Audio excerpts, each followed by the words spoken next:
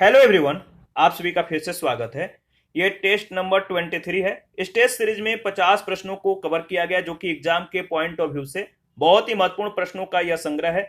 इसका PDF Telegram channel Telegram quiz group में मिल जाएगा। वीडियो के डिस्क्रिप्शन बॉक्स में उसका लिंक है, आप ज्वाइन कर सकते हैं। तो चलिए स्टार्ट करते हैं। पहला प्रश्न, एलईडी के बारे में निम्नलिखित वाक्यों को पढ़े और एक सही विकल्प चुने। एलईडी के बारे में निम्नलिखित वाक्यों को पढ़े और एक सही विकल्प चुने। याद रखिएगा, एलईडी कम बिजली की खपत करते हैं क्योंकि वे बहुत कम गर्मी पैदा करते हैं। तो ऑप्शन बी बिल्कुल करेक्ट ऑप्शन है। सेकंड प्रश्न है, विधानसभा के सदस्यों की संख्या के दृष्टि से भारत की सबसे छोटी विधानसभा किसकी है? विधानसभा के सदस्यों की संख्या के दृष्टि से भारत की सबसे छोटी विधानसभा दिल्ली की विधानसभा है, याद रखिएगा। थर्ड नंबर है, प्रकाश संश्लेषण की प्रक्रिया में रूपांतरण शामिल है। प्रकाश संश्लेषण की प्रक्रिया में कौन सा ऊर्जा किसमें रूपांतरित होता है, आपको बताना है। यह प्रश्न बहुत ही महत्वपूर्ण प्रश्न है, बहुत बार पूछा जा चुका है। याद रखिएगा, प्रकाश संश्लेषण की प्रक्रिया में सौर ऊर्जा का रासायनिक ऊर्जा में रूपांतरण होता है। फोर नंबर, 2011 के जनगणना के अनुसार भारत की कुल जनसंख्या में शहरी जनसंख्या का प्रतिशत लगभग कितना था? 2011 के जनगणना के अनुसार भारत की कुल जनसंख्या में शहरी जनसंख्या का प्रतिशत लगभग कितना था? तो 40% था। डी ऑप्शन बिल्कुल करेक्ट ऑप्शन है। आगे बढ़ते हैं। प्रश्न संख्या 5, भारत सरकार के नीति आयोग में जो एक आर्थिक नीति निर्माता थिंक टैंक है, नीति का पूर्ण रूप क्या है? यह प्रश्न देखिए बहुत बार पूछा जा चुका है। नीति का पूर्ण रूप, तो याद रखिएगा, नीति का पूर्ण रूप है national institutions for transforming India, यानी ऑप्शन बी बिल्कुल करेक्ट ऑप्शन है।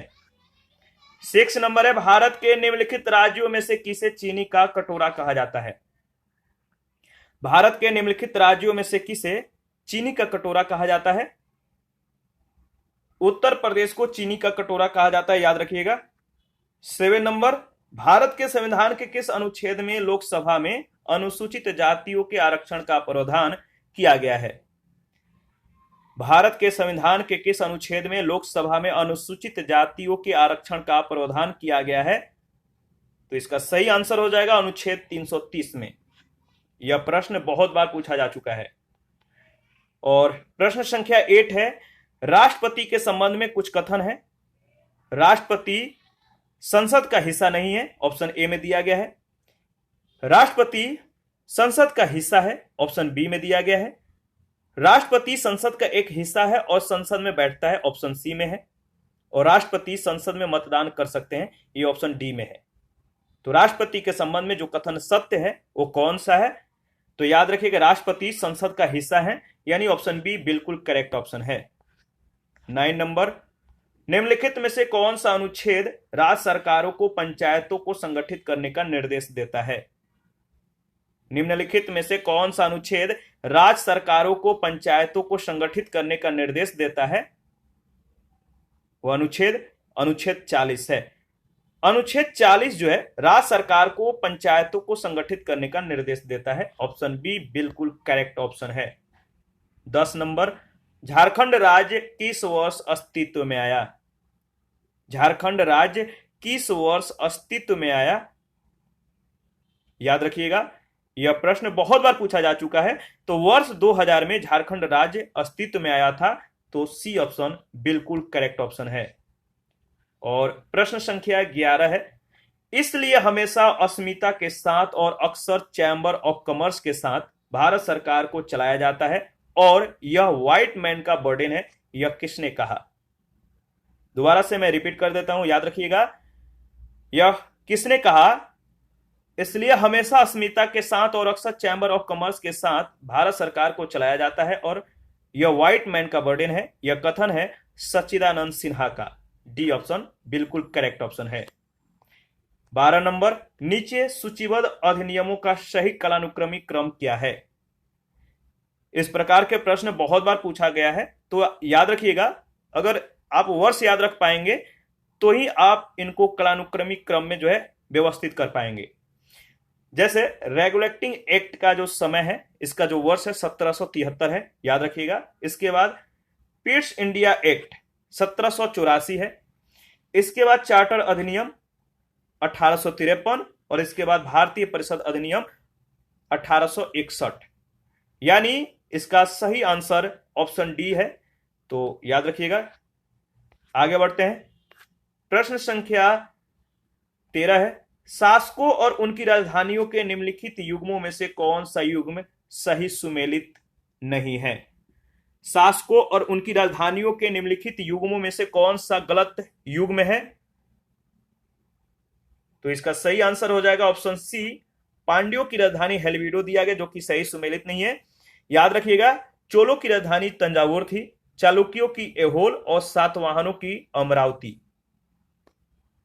14 नंबर है, निम्नलिखित में से कौन से यौगिक अम्लीय वर्षा के लिए उत्तरदायी हैं? निम्नलिखित में से कौन से यौगिक अम्लीय वर्षा के लिए उत्तरदायी हैं? बहुत ही महत्वपूर्ण प्रश्न है, बहुत बार पूछा जा चुका है। याद रखिएगा, वह कौन से यौगिक हैं जो अम्लीय वर्षा के लिए उत्तरदायी हैं? तो नाइट्रोजन ऑक्साइड और सल्फर डाइऑक्साइड, यानी बी ऑप्शन, केवल दूसरा और चौथा। 15 नंबर, राष्ट्रीय गान के संगीतकार और भारतीय राष्ट्रीय सेना के मार्चिंग गीत कदम कदम बढ़ाए जाके संगीतकार होने का श्रेय किसे दिया जाता है? राष्ट्रीय गान के संगीतकार और भारतीय राष्ट्रीय सेना यानी आईएनए के मार्चिंग गीत कदम कदम बढ़ाए जाके संगीतकार होने का श्रेय किसे दिया जाता है? इसका सही आंसर हो जाएगा राम सिंह ठाकुरी को। डी ऑप्शन बिल्कुल करेक्ट ऑप्शन है। 16 नंबर, कॉलीफॉर्म का उपयोग सीवेज प्रदूषण के संकेतक जीवों के रूप में किया जाता है क्योंकि? बताइए। कॉलीफॉर्म का उपयोग सीवेज प्रदूषण के संकेतक जीवों के रूप में किया जाता है क्योंकि वे मानव आंत में प्रचुर मात्रा में हैं, यानी सी ऑप्शन बिल्कुल करेक्ट ऑप्शन है। 17 नंबर, बहुत ही महत्वपूर्ण प्रश्न है, याद रखिएगा। बिहार पर बख्तियार खिलजी के आक्रमण का सबसे पहला विवरण है। बिहार पर बख्तियार खिलजी के आक्रमण का सबसे पहला विवरण कौन सा है? इसका सही आंसर हो जाएगा तबकात ए नासिरी, ऑप्शन बी बिल्कुल करेक्ट ऑप्शन है। 18 नंबर है, किस केंद्र शासित प्रदेश में पंचायती राज व्यवस्था मौजूद नहीं है? किस केंद्र शासित प्रदेश में पंचायती राज व्यवस्था मौजूद नहीं है?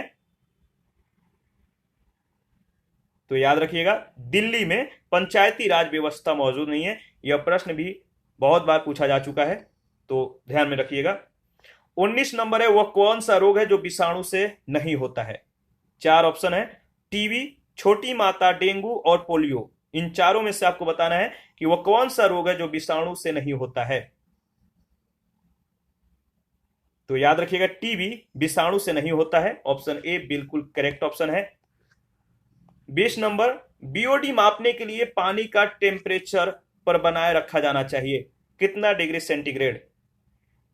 बीओडी मापने के लिए पानी का टेम्परेचर कितना पर बनाए रखा जाना चाहिए? तो इसका सही आंसर हो जाएगा 20 डिग्री सेंटीग्रेड पर, ऑप्शन ए बिल्कुल करेक्ट ऑप्शन है। और 21 है, कुफर कोशिकाएं कहां मौजूद होती हैं? कुफर कोशिकाएं कहां मौजूद होती हैं? इसको ऑलरेडी हम लोगों ने डिस्कस किया है, तो बताइए इसका सही आंसर क्या होगा, कमेंट में बताइए। कुफर कोशिकाएं मौजूद होती हैं जिगर यानी लीवर में, ऑप्शन बी बिल्कुल सही आंसर है। 22 नंबर, निम्नलिखित में से आपको बताना है कौन मनुष्य में निहित नहीं है? निम्नलिखित में से कौन मनुष्य में निहित नहीं है? Which of the following is not vestigial in man? Which of the following is not vestigial in man? यानी जो अवशेषी अंग जो है वो है आपका नाखून, बी ऑप्शन। कौन मनुष्य में निहित नहीं है? नाखून यानी नेल। 23 नंबर, के सुल्तान ने माप के बाद भूमि पर आधी फसल को राजस्व के रूप में मांगा? कि सुल्तान ने माप के बाद भूमि पर आधी फसल को राजस्व के रूप में मांगा? तो याद रखिएगा अलाउद्दीन खिलजी, ऑप्शन सी बिल्कुल करेक्ट ऑप्शन है। 24 नंबर है, शेख बहाउद्दीन जकारिया किस संप्रदाय के थे?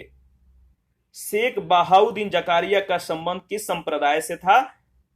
बहुत ही महत्वपूर्ण प्रश्न है, याद रखिएगा। सुहरावर्दी सिलसिला शेख बहाउद्दीन जकारिया का जो संबंध था किस संप्रदाय से था? तो सुहरावर्दी सिलसिले से था। ऑप्शन ए बिल्कुल करेक्ट ऑप्शन है। 25 नंबर है, ब्लैक फुट रोग मुख्यतः किसकी विषाक्तता के कारण होता है? ब्लैक फुट रोग मुख्यतः किसकी विषाक्तता के कारण होता है? इसका सही आंसर हो जाएगा आर्सेनिक के कारण। ऑप्शन सी बिल्कुल करेक्ट ऑप्शन है।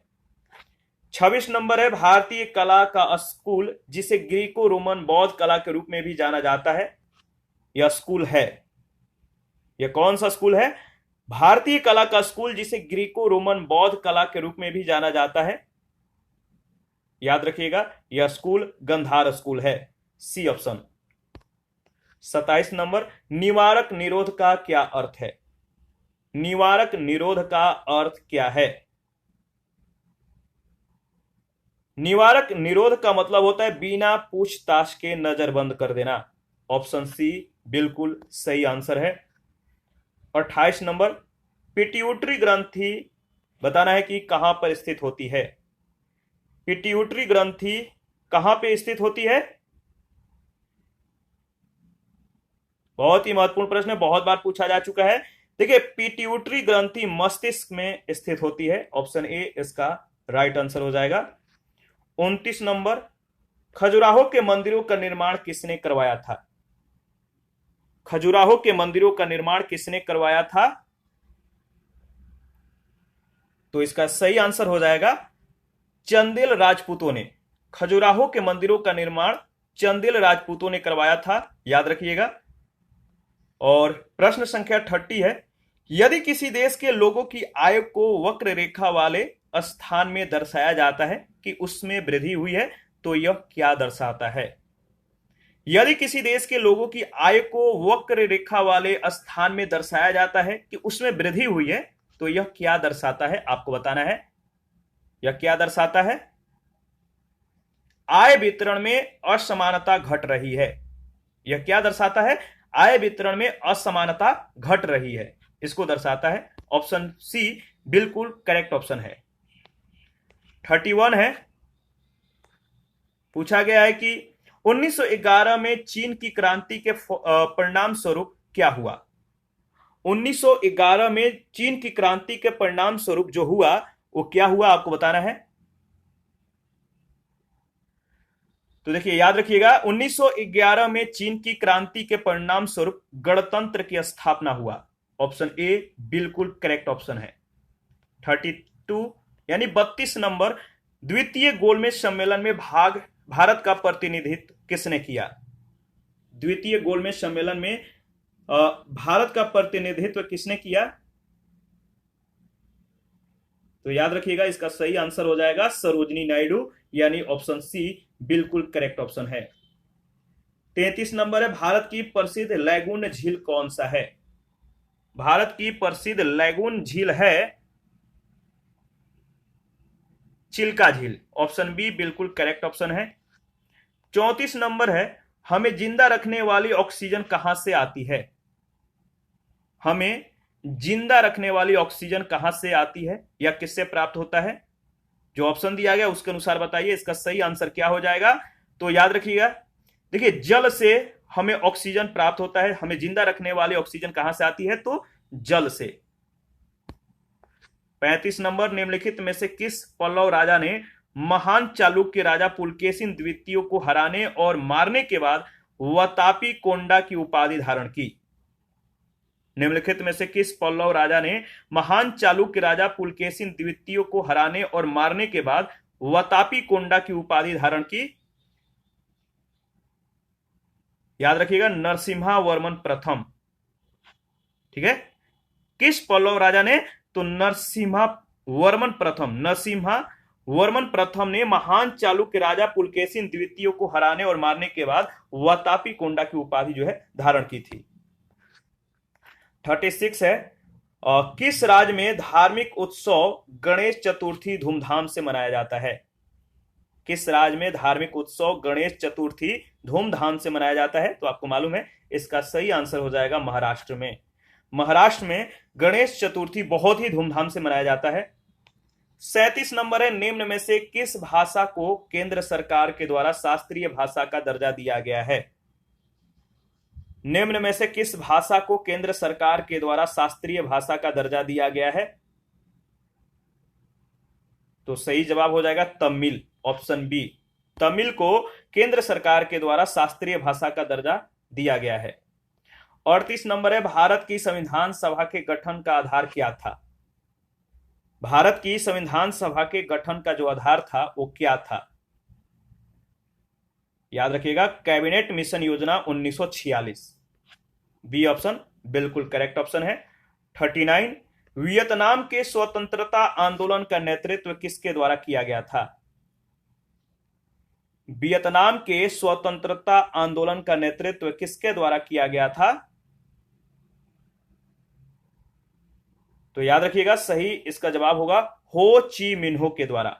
डी ऑप्शन, हो ची मिन्हो, इनके द्वारा वियतनाम के स्वतंत्रता आंदोलन का नेतृत्व किया गया था। आगे बढ़ते हैं और प्रश्न संख्या 40 है। पूछा गया है कि हरे फलों को कृत्रिम रूप से पकाने के लिए प्रयुक्त गैस कौन सा है? हरे फलों को कृत्रिम रूप से पकाने के लिए किस गैस का उपयोग किया जाता है? तो याद रखिएगा, एथिलीन को। एथिलीन हरे फलों को कृत्रिम रूप से पकाने में सहायता करता है। ऑप्शन ए बिल्कुल करेक्ट ऑप्शन है। 41 नंबर है, महात्मा गांधी के नमक सत्याग्रह का अंतिम लक्ष्य क्या था? महात्मा गांधी के नमक सत्याग्रह का अंतिम लक्ष्य क्या था? तो याद रखिएगा, महात्मा गांधी के नमक सत्याग्रह का अंतिम लक्ष्य भारत के लिए पूर्ण स्वराज प्राप्त करना था, यानी डी ऑप्शन बिल्कुल करेक्ट ऑप्शन है। 42, परिकल्पना है कि प्रति व्यक्ति आय में तेजी से वृद्धि गरीबी में कमी के साथ जुड़ी होगी, क्या कहलाती है? एक परिकल्पना है कि प्रति व्यक्ति आय में तेजी से वृद्धि गरीबी में कमी के साथ जुड़ी होगी, कहलाती है, क्या कहलाती है? Trickle down hypothesis. Trickle down hypothesis, option A बिल्कुल करेक्ट ऑप्शन है। उपवास के समय सामान्य व्यक्ति में रक्त शर्करा के mg या dl की सीमा क्या है? उपवास के समय, फास्टिंग के समय सामान्य व्यक्ति में रक्त शर्करा के mg या dl की सीमा क्या है? तो याद रखिएगा 70 से 100, ऑप्शन सी बिल्कुल करेक्ट ऑप्शन है। 44 है, निम्नलिखित में से कौन सा दर्रा सतलज घाटी में स्थित है? कौन सा दर्रा सतलज घाटी में स्थित है? सिपकिला दर्रा, याद रखिएगा, सिपकिला दर्रा जो है सतलज घाटी में स्थित है। 45, यदि एक केशिका की त्रिज्या दोगुनी कर दी जाए, यदि एक केशिका की त्रिज्या दोगुनी कर दी जाए तो उसमें पानी का उदय कितना होगा? यदि एक केशिका की त्रिज्या दोगुनी कर दी जाए तो उसमें पानी का जो उदय होगा वो कितना होगा? आधा होगा। ऑप्शन बी बिल्कुल सही आंसर है। आप लोग कमेंट बहुत कम करते हैं, कमेंट किया करिए। 46, दक्षिण पश्चिम रेलवे का मुख्यालय किस राज्य में स्थित है? दक्षिण पश्चिम रेलवे का मुख्यालय किस राज्य में स्थित है? याद रखिएगा, दक्षिण पश्चिम रेलवे का मुख्यालय हुबली में स्थित है, ठीक है, डी ऑप्शन। और 47 है, अच्छा हुबली किस राज्य में आता है? आपको तो मालूम ही होगा, तो कमेंट करके बताइएगा। 47 है, संसद के द्वारा अब तक सर्वोच्च न्यायालय के कितने न्यायाधीशों पर महाभियोग चलाया जा चुका है? इस प्रश्न को ऑलरेडी हम लोगों ने डिस्कस कर लिया है, तो इसका सही आंसर क्या होगा आप कमेंट करके बताइएगा। संसद के द्वारा अब तक सर्वोच्च न्यायालय के कितने न्यायाधीशों पर महाभियोग चलाया जा चुका है? तो देखिए इसका सही जवाब हो जाएगा शून्य, यानी अभी तक किसी भी सर्वोच्च न्यायालय के न्यायाधीशों पर महाभियोग जो है नहीं चलाया गया है, तो शून्य आंसर होगा। किसी भी न्यायालय के, सर्वोच्च न्यायालय के न्यायाधीश पर अभी तक महाभियोग पूर्ण नहीं हुआ है। और 48 है, 48 नंबर में पूछा गया है, प्रथम पंचवर्षीय योजना के दौरान किस क्षेत्र का योजना परिव्यय सबसे अधिक था? प्रथम पंचवर्षीय योजना के दौरान किस क्षेत्र का योजना परिव्यय सबसे अधिक था? देखिए, जितने भी पंचवर्षीय योजनाएं हैं इनके बारे में याद रखिएगा। इनका जो मूल उद्देश्य था उन पंचवर्षीय योजनाओं को स्टार्ट करने का, वो याद रखिएगा। जैसे प्रथम पंचवर्षीय योजना का जो मूल उद्देश्य था वो क्या था, दूसरे पंचवर्षीय योजना का था, तीसरे का क्या था, और इसी तरह सबका आपको जो है ध्यान में रखना है। प्रथम पंचवर्षीय योजना के दौरान किस क्षेत्र का योजना परिव्यय सबसे अधिक था? तो याद रखिएगा 48 का सही आंसर हो जाए कृषि। ऑप्शन ए बिल्कुल करेक्ट ऑप्शन है। और 49 है, पेशावर और पंजाब को जीतने और कब्जा करने के लिए गजनी के महमूद ने पराजित किया। किसको? पेशावर और पंजाब को जीतने और कब्जा करने के लिए गजनी के महमूद ने किसको पराजित किया? तो याद रखिएगा हिंदू शाही को। महमूद ने हिंदू शाही पराजित किया था। और 49 का यानी डी ऑप्शन करेक्ट ऑप्शन हो जाता है। 50 नंबर है, पानी का क्वथनांक किस पर निर्भर करता है? बहुत ही महत्वपूर्ण प्रश्न है। पानी का क्वथनांक किस पर निर्भर करता है? इसका सही आंसर क्या होगा कमेंट करके बताइए। पानी का क्वथनांक किस पर निर्भर करता है? वायुमंडलीय दाब पर। ठीक है, तो सी ऑप्शन इसका बिल्कुल सही आंसर हो जाएगा, एटमॉस्फेरिक प्रेशर पर। इसके बाद देखिए यहां पे कुछ महत्वपूर्ण लिंक है यूट्यूब चैनल का, टेलीग्राम चैनल का, टेलीग्राम क्विज ग्रुप का, इंस्टाग्राम का, इसके बाद फेसबुक पेज का। यहां पे आंसर की प्रोवाइड कराया गया है ताकि आप ऑफलाइन में भी प्रैक्टिस कर पाएं। और इसका PDF Telegram channel, Telegram quiz group में शेयर किया जाएगा। वीडियो के डिस्क्रिप्शन बॉक्स में भी लिंक है, आप ज्वाइन कर सकते हैं। आप अपना प्रतिक्रिया जरूर दें, आपके प्रतिक्रियाओं का हमें बेसब्री से इंतजार रहता है। और कोई भी क्वेश्चन हो या किसी भी क्वेश्चन में डाउट हो या किसी टॉपिक में, तो आप हमें कमेंट कर सकते हैं, आपके डाउट को क्लियर किया जाएगा। और कोई भी क्वेश्चन हो जो आपको लगता है कि ये क्वेश्चन जो है टेस्ट में ऐड किया जाना चाहिए, तो आप हमें कमेंट कर सकते हैं, या आप इंस्टाग्राम पर जाकर हमसे जो है चैट कर सकते हैं, और उस दौरान आप उन क्वेश्चनों को आप हमें सेंड कर सकते हैं ताकि अगला टेस्ट में उसे ऐड कर लिया जाएगा। तो इस तरह से आप जो है क्वेश्चन को बनाएं और हमें सेंड करें। थैंक यू, मिलते हैं नेक्स्ट सेशन में।